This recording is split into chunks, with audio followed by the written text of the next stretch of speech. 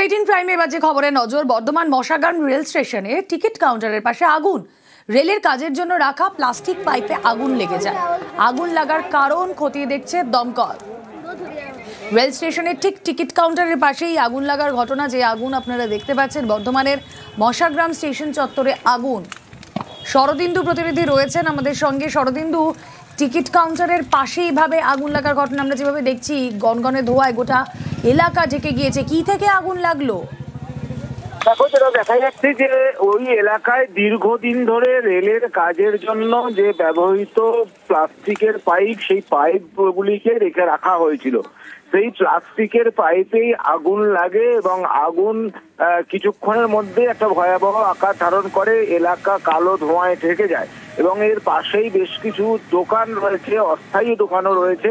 সেই সব দোকানের ব্যবসায়ীরা তারা উদ্বিগ্ন হয়ে পড়েন, আতঙ্কিত হয়ে পড়েন। স্থানীয় বাসিন্দারাই আগুন নেভানোর কাজ শুরু করেন। এরপর দমকলে খবর দেওয়া হয় এবং দমকলের একটি ইঞ্জিন এসে আগুন এই নিয়ন্ত্রণে আসে। স্বাভাবিকভাবেই রেল স্টেশনের একেবারে পাশে, টিকিট কাউন্টারের পাশে এই অগ্নিকাণ্ডে এলাকার বাসিন্দারা, যাত্রীরা তারাও উদ্বিগ্ন হয়ে পড়েন এবং স্থানীয় বিধায়ক অলোক মাঝি তিনিও ঘটনাস্থলে যান।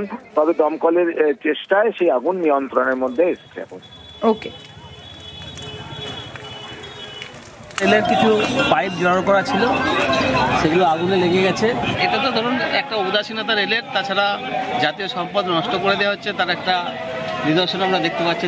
এই এমন চলছে যে এখানে আমাদের সাধারণ মানুষের কিছু করার নাই।